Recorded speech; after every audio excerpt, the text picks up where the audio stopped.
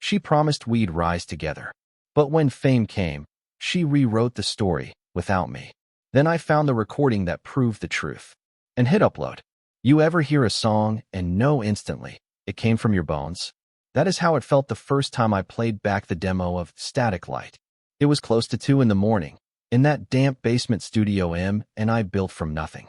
The air was thick with dust and leftover pizza, wires snaking across the concrete. Like a trap, we barely escaped each time we stood up. We had one mic, rigged on a broken broomstick, and a laptop that crashed if you blinked wrong. But we were alive in that space. We were something. That night, Em hunched over her keyboard, hair pulled up like she meant business, mumbling melodies until one stuck. I sat cross-legged with my old Strat, plucking notes until they matched her mood. We were not just writing a song. We were pouring pieces of ourselves into every beat. We always called it our sound. Never hers.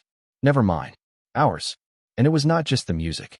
It was the silence between takes, the nods we gave each other when something just worked, the way she would light up when I layered a harmony over her hook, the way I would lose track of time watching her get lost in a verse.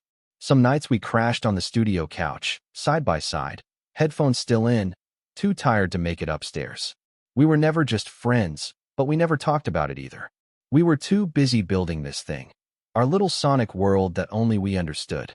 That track, Static Light, it started like all the others. Late-night ideas scribbled on pizza boxes, a scratch vocal recorded while traffic buzzed above us. But it had something. When Em sang those first few lines, raw, cracked, real, I swear time froze. I laid the guitar loop underneath, added some reverb, and when we played it back, we knew. We did not say anything. We just looked at each other, wide-eyed. That was the night I thought everything was about to change, for both of us. And it did. Only, not in the way I imagined.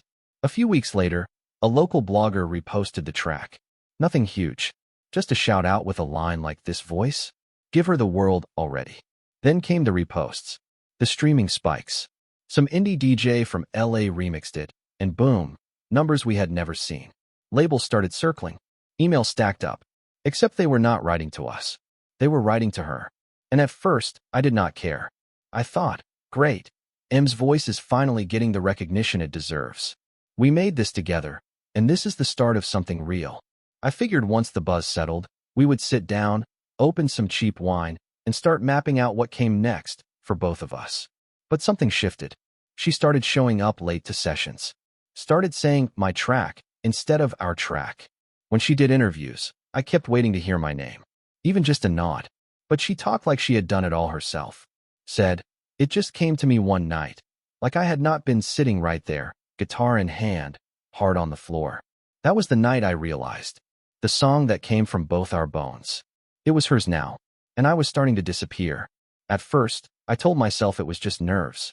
That Em was overwhelmed. That maybe the label had coached her on what to say, what story would sell better. People like the lone wolf narrative. The self-made star. Not two broke kids recording in a basement with duct-taped gear. But the little things started piling up. She stopped inviting me to meetings. Said they were just intro calls, nothing important. When I asked to tag along, she brushed it off, said they only wanted to talk vocals and image stuff. Not songwriting. Not production. Not the kind of gritty work we had been doing together since we were 19. Then came the Spotify bio. Emerald Lane is a voice you cannot ignore. Self-taught. Fiercely independent, and carving a path all her own. Self-taught. Independent. I nearly dropped my phone reading it. I remember pacing the length of our studio that night, hands clenched at my sides, staring at the posters we had tacked up years ago. Band flyers, scribbled lyrics, that cracked Polaroid of us laughing over a botched vocal take. I had always stayed in the background. I liked it there. Let her shine. That was our balance. I figured as long as the music stayed honest, the credit would work itself out. But slowly, I realized that the version of the story getting told, the one blowing up online, had no room for me in it. I watched her on a podcast once, wearing that blue leather jacket I used to tease her about. The host asked how Static Light came to be. My ears perked up. Finally, I thought, here it is. She smiled and said, it just poured out one night. One of those solo moments where everything clicks. Solo. I did not even know how to react to that. Was I supposed to be angry? Hurt? Confused? All of it, probably. But mostly, I felt small, like I was being erased from my own memories. I had been there. Every night, every draft, every damn heartbeat of that track had our fingerprints on it. The more she spoke, the more I felt like a ghost. One morning, I found our shared Dropbox stripped of our old demos. Just a single folder left, labeled Archived. Inside were a few early takes, nothing with my name on them. The metadata had been edited. Songwriting credits blank. Producer credits blank. Everything we had built vanished like it had been scrubbed clean. I thought about calling her. I drafted texts I never sent. I even walked over to her apartment once but stopped short of knocking. What was I supposed to say? Hey, remember me? That is when it hit me. Maybe she wanted this. Maybe this was not an oversight. Maybe M was rewriting the story on purpose, and I was the part she decided to leave out. There is this strange place between denial and betrayal, where your gut knows something's wrong, but your heart keeps making excuses for it. That is where I lived for months. I kept telling myself, it is fine. She is just caught up in it all. This will settle. But deep down, I knew. You do not forget the person who built the foundation with you, not by accident. You forget them because you were choosing to. I watched her climb. One radio spot turned into a live session. Then a feature in a streaming playlist with millions of followers. Rising star, Emerald Lane, with a quote about her raw, solo vision. Funny how quiet ambition can be. How it wears a friend's face until the mask slips. It was not just the press. I started hearing from people we used to know, guys from our college scene, old local bands we used to open for. They would message me like, hey man, congrats. You two really did it. And I would sit there, wondering how to reply. Because if I said, thanks, I was lying. But if I said the truth, I would sound bitter. I remember one night, late, maybe 3 in the morning. I could not sleep. I pulled out an old notebook, our original lyric drafts, and started flipping through. One of the pages had my handwriting, scrawled in pen, you and me against the noise. That line ended up in Echo Dust, her second single. It had gone platinum by then. You know how many people even knew I helped write it? 0. I checked the credits on every streaming platform. No mention. No footnote. Just written by Emerald Lane. Produced by someone new, some guy with a fancy studio in Nashville. I wanted to reach out. I wanted to ask her why. Why erase me? Why pretend like none of it mattered? But every time I picked up the phone, I pictured the look she gave me the last time we talked in person, weeks before her first label showcase. She was distracted, half listening, tapping at her phone while I poured out ideas for our next track. When I asked if she still wanted to finish the EP we had started, she said, let us just see how this plays out first. That was the first time I heard her say, I more than we. And that was when I started realizing this was not just a phase. This was a new version of them. One that did not have room for me anymore. But I still held back. Still gave her the benefit of the doubt. Still kept quiet. Because a part of me hoped that maybe, just maybe, she would remember who we were. And because I knew, if I called her out, if I exposed the truth, everything we built might go down in flames. And I was not sure if I could handle watching it burn. The message came out of nowhere. Just a casual text. You should come to the show tonight. Industry people will be there. Would be good for you to network. Good for me. I sat there staring at the screen, trying to decide what part of that hit hardest. The fact that she was inviting me like I was just another guy on the edge of the crowd, or the way she made it sound like a favor, like she was doing me a kindness. Still, I went. Maybe I wanted to see her face. Maybe I was still chasing closure. Or maybe I was just pathetic. I do not know. But I showed up to the venue alone, standing near the back, hands stuffed in my jacket pockets, pretending like I was just another fan. She came out to a packed house, lights cutting through the dark, voice sharp and steady like always. She owned that stage. I could not even pretend otherwise. She had that thing, whatever you call it, that made people stop what they were doing and just watch. She sang Static Light mid-set, and the crowd lost it. They sang every word. My words. I looked around and realized something gutting. No one in that room knew. Not a single soul knew I had sat on the cold basement floor, helping shape that melody. That the harmonies she now layered with backup singers had once been mine. That she had stolen not just a song, but a part of me. After the set, I stood near the green room door. She came out laughing, flanked by a couple of guys in leather jackets and one woman with a clipboard and a headset. She was glowing, surrounded by noise. I waited until she made eye contact. She gave me this half smile, tight, polite, empty. Then she turned to the woman beside her and whispered something before stepping my way. She said, hey, like we had not built a life in that basement. I asked her straight up, do they know I helped write the song? She glanced around. Not really the place for this. I said it again, slower. Do they know? She hesitated just long enough. Then she said the line I will never forget. You helped a little, but it was always my vision. I laughed. Actually laughed, right there in front of her team. Not out of humor. Out of disbelief. Out of all the things she could have said, that one cut the deepest. My vision, she repeated, quieter this time. Like that made it okay. That was when I knew. She had made her choice. And it did not include me. But something else happened in that moment too. I felt this strange calm settle in. Because now, I knew exactly where I stood. And I also knew, this story was not over. Not yet. I left that night without saying goodbye. Walked 2 miles home through streets that smelled like spilled beer and rain-soaked concrete. I kept playing her words over and over in my head. You helped a little. Like I was some intern who fetched her coffee while she crafted masterpieces alone in a tower. That next week, I could not touch my guitar. I would pick it up, strum a few chords, and feel nothing. My hands knew the motions, but the feeling, the fire we used to chase until sunrise, was gone. I started avoiding the studio altogether. Let the dust settle on the amps. Left the laptop closed. People kept messaging me. Old friends, distant cousins, even a couple bloggers who knew us from the early days. They all wanted a piece of the story now.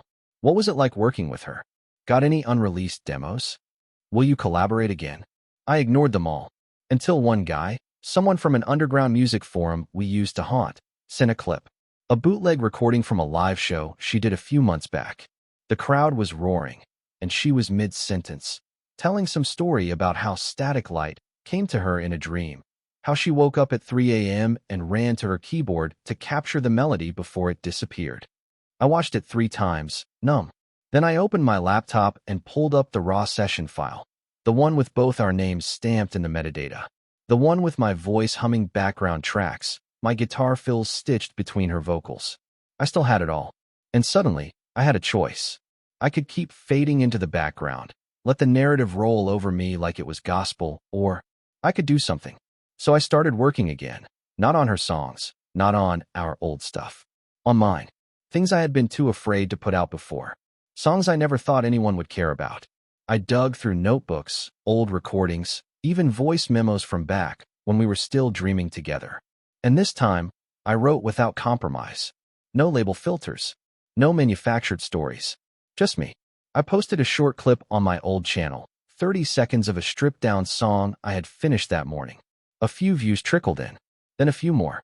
Then someone in the comments said, wait, is that the guy from Static Light? That was the first time I saw someone else mention my name in connection to the song. And not just in passing. They knew. They remembered. The comment got likes. Then replies. Then questions.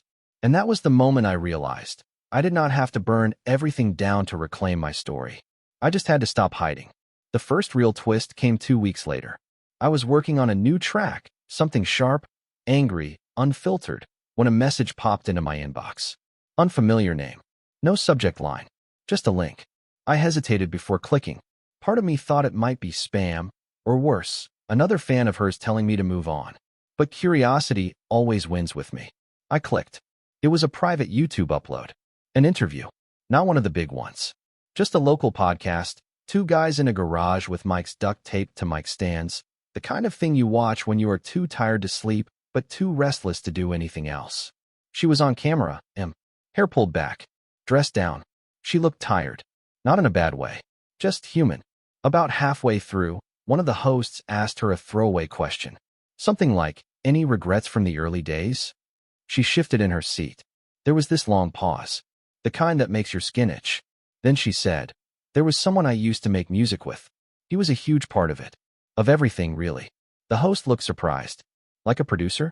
She shook her head. No, not just that. We wrote together. Built it together. He was half of all of it. Then the bomb. I never gave him proper credit. And honestly, that haunts me. I leaned back, staring at the screen like it might explode. She kept talking about the label pushing a solo narrative, about wanting to fix things but being too deep into the story she had already told. She never said my name, but I knew. And more importantly, now other people would too. The comment section lit up. Some people connected the dots. One even posted side-by-side clips, our old basement demo and her polished album version. Listen to the guitar tone, one guy wrote. That is not a coincidence. I did not know how to feel. It was not a full confession. It was not an apology. But it was something. A crack in the perfect image she had built. And maybe, just maybe, the beginning of a shift. I thought about messaging her. Thought about saying, I saw the interview. But I did not. Because for once, I was not sure I needed anything from her anymore. My own songs were gaining traction. Slowly, steadily. People were talking. Not about her. About me. And not as her ghostwriter or the guy behind the girl. Just me. Still, that video kept playing in my head. Her voice, quiet, almost like a whisper. He was half of all of it. And that truth, once buried, was finally starting to float. A week after the interview clip started circulating, something weird happened. I got an email from someone on her team. A junior assistant or maybe a new intern. The message was stiff, overly formal. They said M was working on a deluxe edition of her debut album. Said she wanted to include some legacy content, early demos, basement sessions, the roots of the sound. They asked if I would be open to licensing some of the original material. It hit me like a slap dressed in a handshake. Legacy content? They wanted to package our past and sell it back to the world as a deluxe product. A curated throwback to the grit they had once buried, now rebranded for profit. I did not respond right away. I sat with it. Let it fester. I opened the old hard drive, the one I had not touched in almost a year. There were over 60 tracks on there, unreleased, unfinished, raw. Laughter between takes. Her humming nonsense lyrics. Me swearing when the audio clipped. Our actual story, imperfect, messy, real. And then I found that file. One I had almost forgotten. It was a recording from our last real night in the studio. We had not meant to hit record. It must have been running by accident. But it captured everything. She was sitting cross-legged on the floor, talking about the future. About, if this ever blows up. And then she said it. If this ever becomes a thing, promise me we stick together. Promise me they will not rewrite it. I replied, they can try. But the sound is ours. Then she laughed, and for a moment, we were just two kids in a basement again, believing in something bigger than either of us.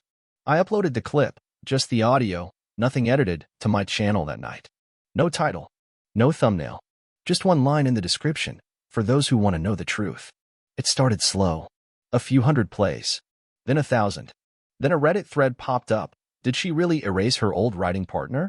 Someone posted timestamps. Someone else found more demo overlaps. The internet did what it does best. Suddenly, my inbox was full. Some angry. Some apologetic. Some just curious. And the labels? Silent. Dead silent. But M? She called. Not a message. Not an email. A call. And for the first time in almost a year, I let it ring until the final buzz. Because I realized I did not need to pick it up. Not yet. Maybe not ever. It took less than 48 hours for everything to shift.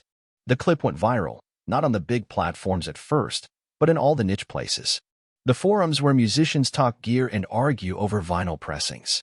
The corners of the internet where authenticity still means something. They dissected it. Slowed it down. Shared timestamps.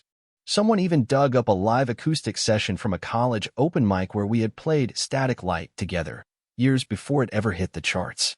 My voice was faint, backing her. But it was there. Undeniable. People started asking the hard questions. Why was my name never in the credits? Why had no interviews ever mentioned me? Why was there so little documentation of our collaboration when clearly the songs had two voices in them? And just like that, the image started to crack. Not in a dramatic, public fall from grace kind of way. More like a slow unraveling. A few blogs ran stories with headlines like, "Did Emerald Lane leave a co-creator behind?" Some fans defended her. Others did not. The comment sections became war zones. I stayed quiet. Let it play out. For once, I did not have to say anything. The truth was doing just fine on its own. And then came the twist I never expected. I got an invitation. Not from her team. Not from her. From a music foundation, small but respected. They wanted to feature me as part of a showcase on overlooked songwriters. Said they had been following the story. Said they had listened to my recent work. And they wanted my story. Just mine. No strings. No shared spotlight. No featured alongside. I stood in the hallway with my phone in hand, staring at that email, feeling like the weight of the last year was finally lifting. For the first time since all of this started, someone wanted to hear from me. Not the guy behind her. Not the guy who got left out. Just the artist I had always been, whether anyone noticed or not. I said yes. That showcase? It was not huge. Maybe 100 people. A local theater. But I walked on that stage, guitar in hand, and told the real story. Played the songs as we wrote them. Shared the stories between the lines. And for the first time, I watched an audience listen, not with screams or lights in their eyes, but with stillness. With quiet. With something that felt like respect. And in that silence, I found what I had been chasing all along. Not fame. Not credit. Just the feeling of being heard. After the showcase, I went home feeling something I had not felt in over a year. Peace. Not celebration. Not revenge. Just stillness. My inbox was full again. Journalists. Podcasters. Former classmates. A few producers. Even one guy who used to make fun of our music back in the open mic days, now calling me the voice behind the story. But the message that stopped me cold came 3 nights later. It was from her. No manager. No assistant. Just him. The subject line said, if I could go back. Her email was long. Rambling. Half apology, half memory lane. She talked about the nights in the basement, the lyrics on napkins, the time we recorded during a thunderstorm and had to scrap the whole track because the power cut out mid-chorus. She said she never meant for it to go this far. That the machine took over. That her silence was not malice, it was fear. Fear that if she told the truth, it would all collapse. She ended the message with a sentence that hit harder than any of the lies that came before. I never thought you would let me go that easily. That line sat with me for days. Because she was right, in a way. For a long time, I did not fight back. I let her version stand. I let myself shrink into the background while she became the name on the poster. The face on the screen. But not anymore. I never replied. Not because I hated her. Not even out of pride. But because the story was no longer about her. Not to me. The truth had found its way out. Quietly. Slowly. Piece by piece. And I did not need her to validate it anymore. I stepped into my own light. And I was finally done asking for space in hers. A few months passed. The buzz died down, as buzz always does. She released another single, polished, well-produced, forgettable. It charted okay, then faded. The story of the forgotten co-creator became one of those online footnotes, shared, debated, then eventually scrolled past. But something stayed with me. A kind of quiet clarity. I kept writing. Not to prove anything. Not to get even. Just because I still had things to say. There was one song I had never released. One we had started together but never finished. It was simple, just a slow acoustic riff, a handful of lyrics scribbled on the back of an envelope. She called it The Latch, back when everything still felt possible. I finished it alone. I recorded it in the same basement studio, walls still peeling, cables still tangled. No fancy gear. No label. Just me, a mic, and the sound of something honest. I released it without promotion. No teaser clips. No hashtags. Just uploaded it under my name, with a note in the description. This is for the version of us that still believed in the music more than the spotlight. It did not go viral. But people listened. And they heard me. That is what mattered. Some still think of her when they hear Static Light. Some always will. They picture her on stage, lights on her face, voice in full bloom. But there are others now, listeners who found their way to the edges of the story. Who dug deeper. Who read the liner notes, watched the bootleg clips, followed the threads back to the beginning. And those people? They know. They know my name. They know the sound that started in a basement at midnight. They know that even if I never headline a stadium, even if I stay the guy in the background, I still made something that mattered. Not because it was loud, but because it was true. And in the end, that was enough.